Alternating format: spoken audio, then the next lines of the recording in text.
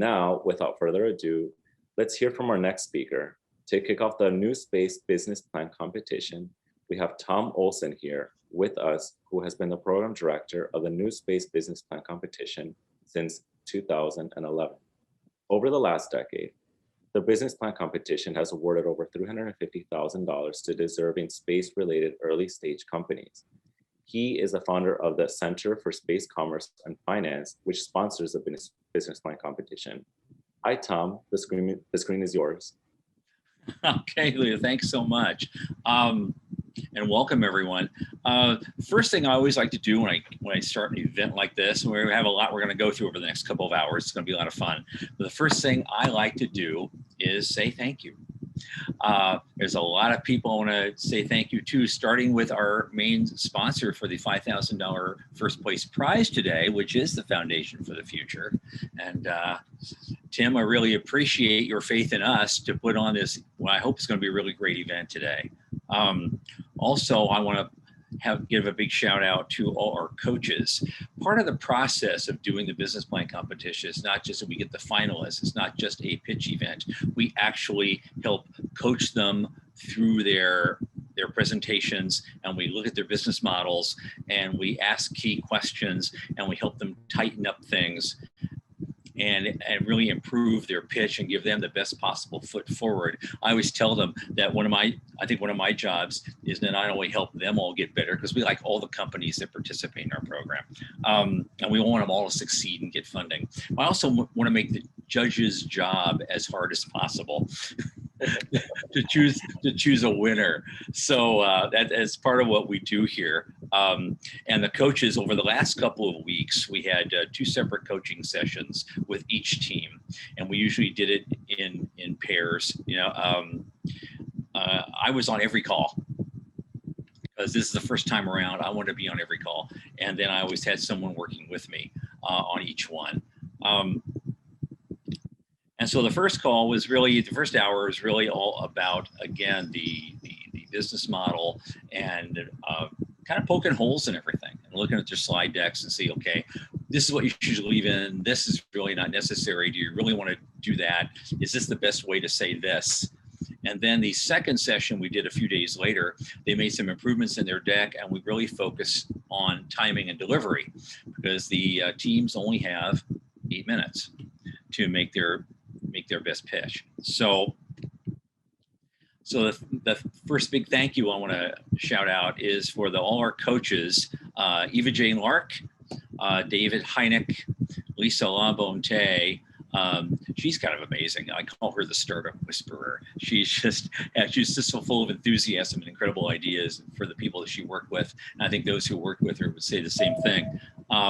Michael Lane, of course, and our own Jeff Kruken, and both Michael and Jeff are also on the board of the Center for Space Commerce and Finance. So they've been a great help in all of this.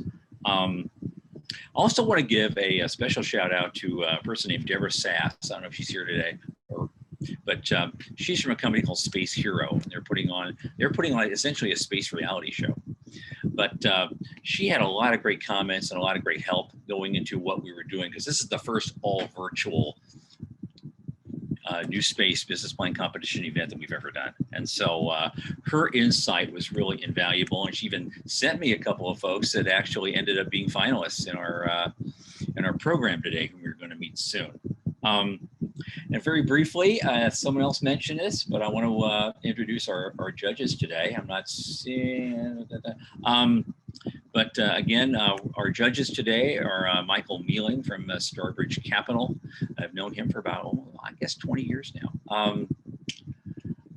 And I watched him. He started out at a rockets company, and then got into the finance and business side, and now he's a primary guy at Starbridge Capital, and they're doing really great work. Also a good friend of mine that I've worked with for many years. His name's Shubber Ali, and he's here with, and there he is. He's here with us. Hi, Shubber. He's the global lead at Elevate and Elastic, but he's done a lot of other things. He was one of the early in his career when he was at KPMG. He actually helped start one of their first ever space practice at that company. And also back in the early 2000s, he and I and a couple other interested guys started a blog called The Space Cynics, which was, at the time we called it a view of alt space for those who don't drink the Kool-Aid. This is back in the early days, and I mentioned this with Michael yesterday about how in the early halcyon days of what we called NewSpace, there was people that had a lot of great engineering skill, and but the business sense was lacking. And so we decided together, a bunch of us, that we're going to do something about that. And so this is why this is part of the reason why things are the way they are today. And we have great guys like Michael that's been involved. And then also our third judge, since technically, even though this is a virtual program, it's still centered around someplace. Today, technically, we're coming from Ohio. And we always like, when we do a live BPC event, we always like to recruit some local talent to help with the judging in the area that we are. And we got a really great guy by the name of Ernie Knight, who's going to be joining us for the judging. He runs a VC fund in that invests in a lot of different kinds of tech sector startups and other startups to support and build up Ohio companies. So Ernie, if you're here, there's so many images here today, so I know you're here. So welcome to you. Now, this started, when we started this, we got 8 teams that were competing. We're technically down to now 6 and an honorable mention. What happened was our 8th team, actually, they had a pretty good model, but they all of a sudden, just right at the last second, they got inundated with a whole bunch of work, which is a nice problem to have when you're an early stage company. Someone wants to pay you to do lots of work, and they couldn't focus on this event. And so I thought, that's a great problem to have. You guys go, and maybe we'll circle back. Should we do an event in August or November? We'd love to have you back. And so that's called the Little Jet Company out of the UK, and hopefully we'll hear from them again soon. The one thing, before we start the competition, the one thing I do want to give a shout out to, I'm going to be sharing my screen here in a minute, was the Honorable Mention Company, because they're trying to do so much on so little in a place that's going through all sorts of social and economic problems right now. But they have so much energy and enthusiasm for what they want to do. I just wanted to share their story very briefly. And they're called the Mars Society of Kenya. And if you know anything about the Mars Society, yes, you heard that right. They're an official international chapter now they just started back in January of the Mars Society International Organization.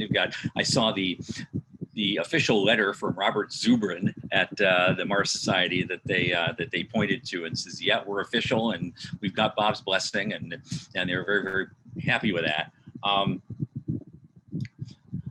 just want to pop you a few slides very quickly. I think this is here we go. That's the one I want to share. It's right there. And if you'll bear with me for a few minutes, I just wanted to share what they have to offer. They're basically an educational project, and so it really isn't, they're not really ready for prime time as far as a business plan kind of setup, but they're based out of Kenya. Obviously, Kenya is still, we would consider a developing country. They do have a space presence. They do.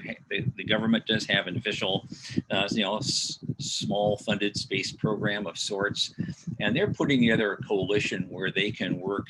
Their organization wants to work with their Kenyan government, and they want to work with other interested groups, and essentially restore and revitalize a couple of launch areas and space areas that are either owned by Kenya or run as a joint venture between University of Nairobi and University of Rome. It's run by Italy, and they want to start up basically build what they call a space city. So you'd have some launches, but you'd also have lots of STEM education opportunities and other things. So I just want to go through that fairly quickly if this thing will actually go forward and let me do that. And boom. And okay. Why aren't you doing this? Give me something to go forward. There we go. Okay. Oh, now you're doing it. Oh, thank you. Okay. Or I'll do it that way. So I've already given a general introduction to these guys. It's kind of a moonshot what they're doing, but and they're rising out of nowhere to get this done. The reason, in fact, the reason that Isaac, the guy who's supposed to do the presentation today, simply can't be here because they're having a lot of different kinds of not social upheavals, but a lot of problems with COVID and other types of things. So they have very strict regulations. He does not have, he only has an internet connection at his office. He does not have one at home. Really quick, I don't know if there's supposed to be slides, but we can't see them on the actual screen. Okay, I shared my screen. I pointed to the screen to continue. Oh, shoot, I'm sorry. I'm not sure what to do about that. It might give you the option to show which of the windows you can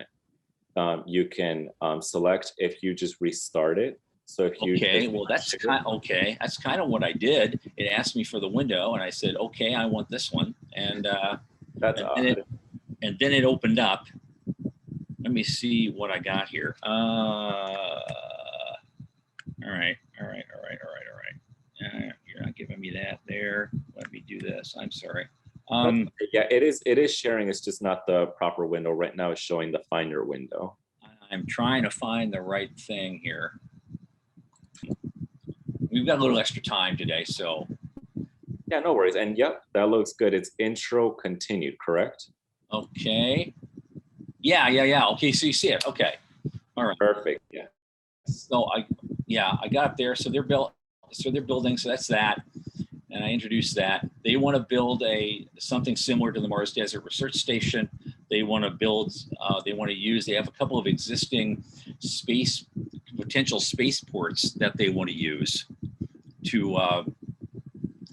to get some local investment and some local contributions. And so it's a combination, kind of a public-private partnerships they want to set up to help STEM education. For example, this thing over to the bottom left of the screen, you'll see something that looks like an offshore platform. But they actually call that the Luigi Broglio Space Center, just off the coast in Malindi. And you see off to the right, they've actually launched rockets from there.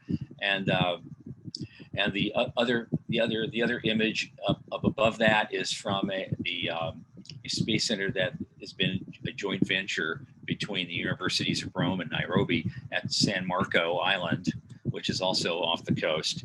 And they want to revitalize these things and turn them into major STEM education and actual launch centers and make kind of a small space city is really their goal.